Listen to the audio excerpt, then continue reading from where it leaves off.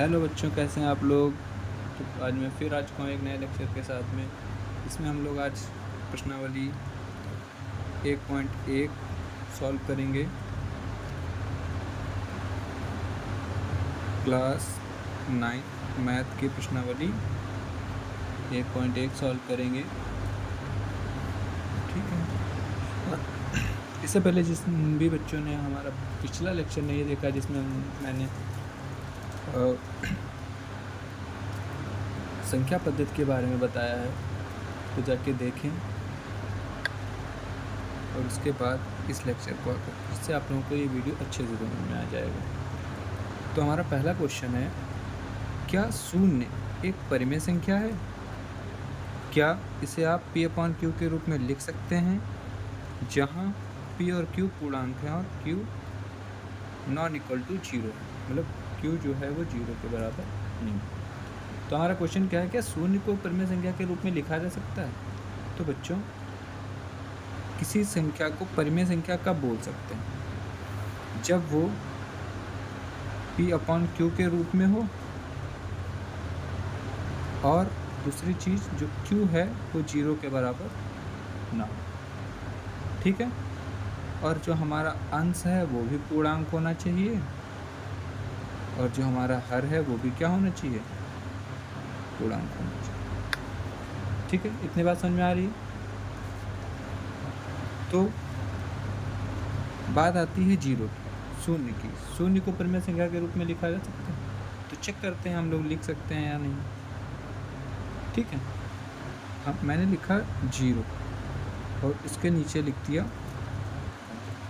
जैसा कि आप लोगों को पता है कि किसी भी पूर्णांक के नीचे आप 1 लिख सकते हैं। क्यों? क्योंकि 1 से इसको अगर आप डिवाइड भी करते हैं तो कोई फ़र्क नहीं पड़ता। तो इसी प्रकार 0 के नीचे क्या लिख सकते हैं? 1 से 0 को डिवाइड करने पे 0 आएगा, मतलब कोई फ़र्क तो पड़ नहीं रहा। ठीक है।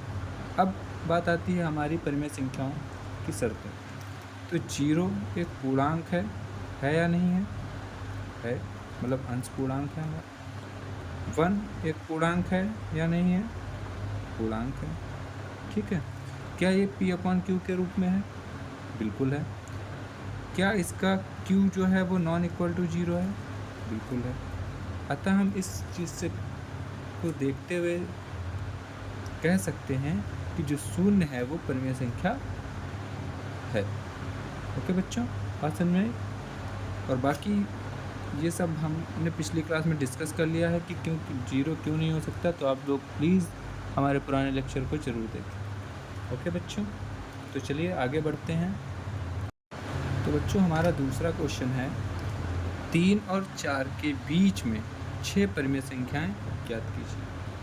3 और 4 के बीच में कितनी संख्याएं ज्ञात करनी है? 6। तो बेटा, दो संख्याओं के बीच में संख्याओं के बीच की संख्याएं ज्ञात करने के लिए कई सारे मेथड हैं। ठीक है।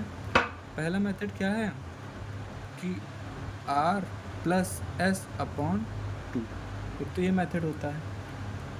दूसरा होता है कि जितनी संख्या हमें ज्ञात करनी है, जैसे कि 6 संख्याएं ज्ञात करनी है, तो 6 में एक और जोड़ दो, 7। इस 7 से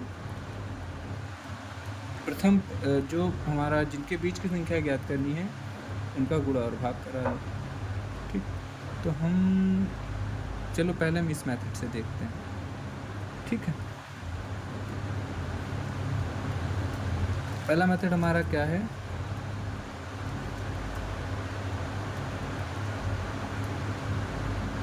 पहला मेथड हमारा ये है कि हमें क्या करना है, इन दोनों संख्याओं को जोड़ना।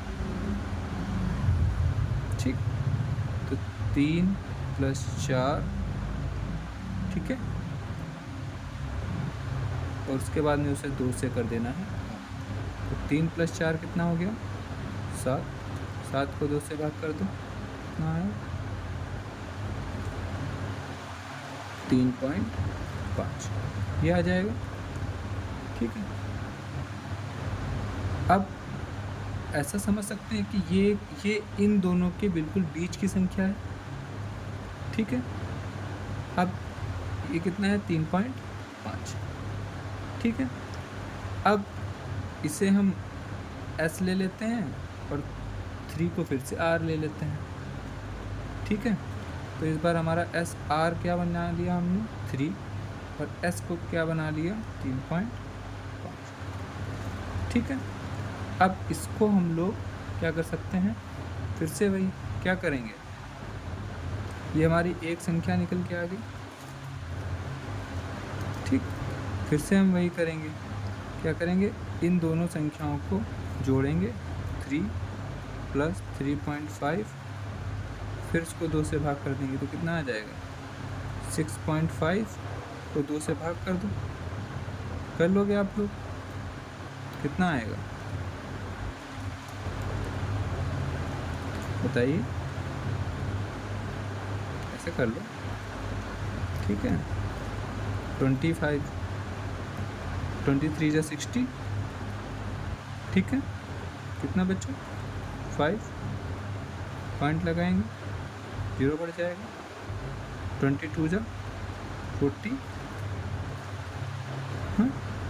फिर उसके बाद में बोलो बोलो 25 × 100 क्या आ जाएगा 3.5, ये हमारी दूसरी नंबर आ गया, ठीक। ये सेकंड नंबर, ये फर्स्ट नंबर, ठीक है। लेकिन ये मेथड थोड़ा टफ लगता है, टफ का है इजी, बट इससे जल्दी हमारा जो दूसरा मेथड है उससे हम लोग कर सकते हैं, ठीक है। दूसरा मेथड हमारा क्या है, जो अभी हमने जिसके बारे में बात की है, दूसरा मेथड क्या है हमारा, हम क्या करेंगे, जितनी हमें संख्याएं ज्ञात करनी है, जैसे कि 6 संख्या हमें ज्ञात करनी है, उसमें 1 प्लस कर देंगे तो कितना बन गया 6 + 1 7। इस 7 का पहला जो पद था उससे गुणा और भाग करा देंगे, ठीक। तो कितना आ जाएगा 21/7। ऐसे ही जो हमारा अंतिम पद है, अंतिम पद क्या था 4 से भी गुणा करा दो और भाग करा दो, ठीक है। अब देखो, ये तो आपने पढ़ा होगा, डिनोमिनेटर क्या हो गए दोनों के बराबर हो गए, तो 21/7 और 28/7 के बीच की सारी परिमेय संख्या बता सकते हैं। 21/7 के बाद क्या आएगा 22/7, फिर 23/7, फिर 24/7, 25/7, 26/7, कितनी याद करनी थी हमें 7, 6, उसके बाद 27/7। तो ये हमारा हो जाएगा इस वाले क्वेश्चन का हल। मेरे हिसाब से आप लोगों को भी यही मेथड ज़्यादा अच्छा लगा होगा, क्योंकि इससे क्वेश्चन ईजिली हो जाएगा और थोड़ा जल्दी भी हो जाएगा। सिर्फ क्या करना है आप लोगों को, जितनी संख्याएं निकालनी है उसमें 1 प्लस कर दो, कितना हो गया 7। उस 7 का पहला जो पद था उसमें गुणा भाग कराओ, फिर वैसे ही दूसरा जो पद है उससे गुणा भाग कराओ, ठीक। हर हमारे बराबर हो गए। अब हमें क्या करना है, अब तो पता है हमें 21/7 और 28/7 के बीच की संख्याएं लिखनी है, डायरेक्ट लिख सकते हैं। 21/7 के बाद क्या आएगा 22/7। अब नॉर्मल हमारे जो पूर्णांक जैसे हम लोग लिखते हैं 1 2 3 वैसा ही तो बन गया ये, ठीक है। 21/7 के बाद 22/7, 23/7, 24/7, 25, ऐसे ही आगे, ठीक है बच्चों। जबकि पुराने मेथड में क्या था, हमें पहले इसको प्लस करके फिर 2 से भाग करो, फिर उसके बाद में एक नंबर मिलेगा, फिर दूसरा निकालने के लिए उसको जोड़ो घटाओ, तो ये थोड़ा लंबा मेथड भी हो रहा है, ठीक है बच्चों। ओके, तो आप उस मेथड से करो, या फिर वैसे तो समझ में आपको ये मेथड भी आ गया होगा। ओके, थैंक यू बच्चों। तो बच्चों अब हम अपने नेक्स्ट क्वेश्चन पे आते हैं। हमारा अगला क्वेश्चन है कि 3/5 और 4/5 के बीच 5 परिमेय संख्याएं ज्ञात कीजिए। हमारा अगला क्वेश्चन क्या है, 3/5 और 4/5 के बीच 5 परिमेय संख्याएं ज्ञात कीजिए। तो जैसे कि हमने पिछले में 2 मेथड सीखे थे, ठीक है, उन दोनों में से आप कोई भी एक मेथड लगा करके इस क्वेश्चन को सॉल्व कर सकते हैं, ठीक है। चलिए एक मेथड से हम बताते हैं आपको। पहला क्या है, पहला मेथड हमने सीखा था R+S वाला, उससे भी कर सकते हो आप, या फिर जो हमने दूसरा मेथड सीखा था कि जितनी संख्या हमें ज्ञात करनी है उसमें एक प्लस कर दो, ठीक है, अब उससे इसके अंश तथा हर में गुणा कर दो, ठीक है। तो प्रथम पद में हम क्या करेंगे, 3/5 में 6 से गुणा, 6 से भाग, कितना आएगा, ठीक। सेम वही प्रोसेस अंतिम पद 4/5 में भी 6 से गुणा, 6 से भाग, ठीक। अब हमें स्टार्टिंग पॉइंट नंबर हमारा और एंडिंग नंबर दोनों हमें पता है, इनके बीच की परिमेय संख्या आप बता सकते हैं, जैसे कि क्या, 18/30 के बाद क्या आएगा, 19/30, फिर 20/30, फिर 21/30, फिर 22/30, फिर 24/30। क्या 5 संख्याएं हैं ये, यहाँ से यहाँ तक, 1 2 3 4 5 संख्याएं, तो यही 5 संख्या हमें बतानी थी, यही हमारा क्या हो जाएगा आंसर। आंसर क्या हो जाएगा, 19/30, 20/30, 21/30, 22/30 और सॉरी यहाँ 23/30, 23/30, ये हमारा आंसर होता है, ठीक। या फिर मैं आपको एक नया मेथड एक और बताता हूँ, इसमें क्या करेंगे आप, इस जो हमारा पहला नंबर है 3/5, इसको 5 से भाग कर दो, 3 को 5 से क्या कर दो, डिवाइड कर दो, तो 3 से 5 को आप डिवाइड करेंगे तो हमारा आंसर आएगा 0.6। और ऐसे ही इसका जो अंतिम नंबर है 4/5, इसको भी कर लेते हैं, 5 से इसको भाग कर दो, कितना आ जाएगा, 0.8, ये तो आएगा। अब इसके बीच के सारे नंबर आप लिख लो, क्या हो जाएगा, 0.6 के बाद 0.61, 0.6, 2.63 लिख सकते हैं, 0.64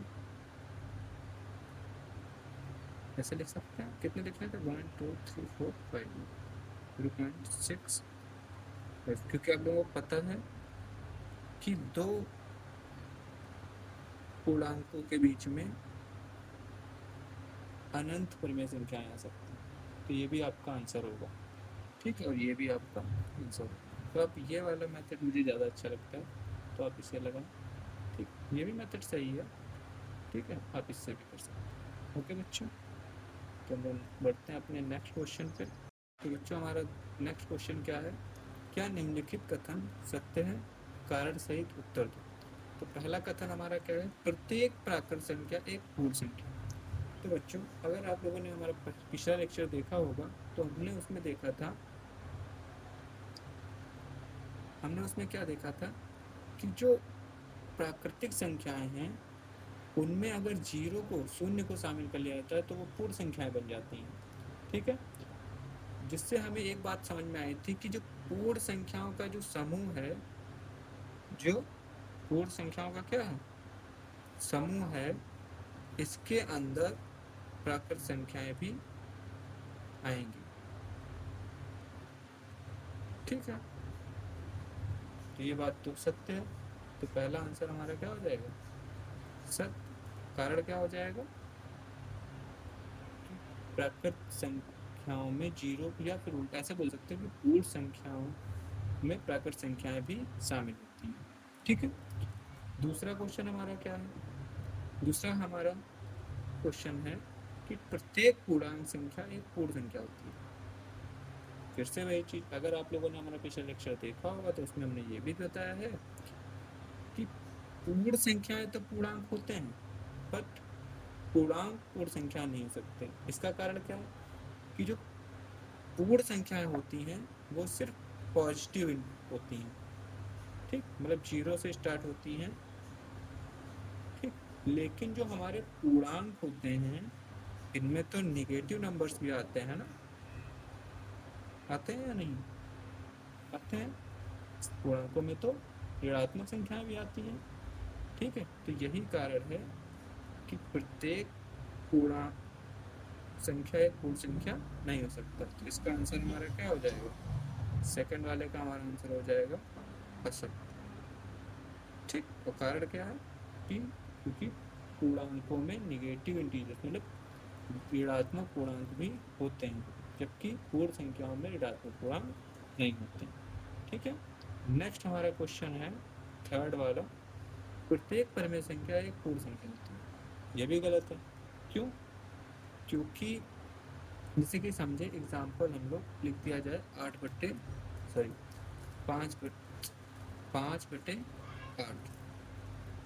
क्या लिख दिया जाए? 5/8, 5/8 लिखा बस, कोई दिक्कत नहीं उससे। तो क्या ये भी एक पूर्णांक है और ये भी एक पूर्णांक? ठीक, लेकिन पूर्ण संख्याओं में परिमेय संख्याएं तो होती नहीं है, आती है? नहीं आती है। तो फिर प्रत्येक परिमेय संख्या एक पूर्ण संख्या नहीं होती, मतलब ये वाला कथन भी हमारा क्या है? पसंद नहीं। ठीक, पूर्णांकों को आप परिमेय संख्या के तरीके से लिख सकते हो, बट ऐसा कोई जरूरी नहीं है कि परिमेय संख्याओं को भी पूर्णांक के रूप में लिखा जा सकता है। ठीक, या फिर हमने ये भी पढ़ा था कि परिमेय संख्या में पूर्ण संख्याएं आती हैं, ना कि पूर्ण संख्याओं में परिमेय संख्या। ठीक, ओके बच्चों, थैंक यू। तो यहीं पे आप लोगों की एक्सरसाइज 1.1 होती है खत्म। अगर आप लोगों को लेक्चर अच्छा लगे तो लाइक करें, सब्सक्राइब करें और कमेंट जरूर करें। यदि आपको मेरे पढ़ाने में कोई कमी लगती है तो आप प्लीज़ मुझे सजेशन दें, मैं उसे ज़रूर सही करने की कोशिश करूँगा। और आप लोग मुझे मेरा सपोर्ट बनाए रखें, यही आपसे गुजारिश है। थैंक यू बच्चों, प्लीज़ लाइक करें, सब्सक्राइब करें और अपने दोस्तों से भी शेयर करें।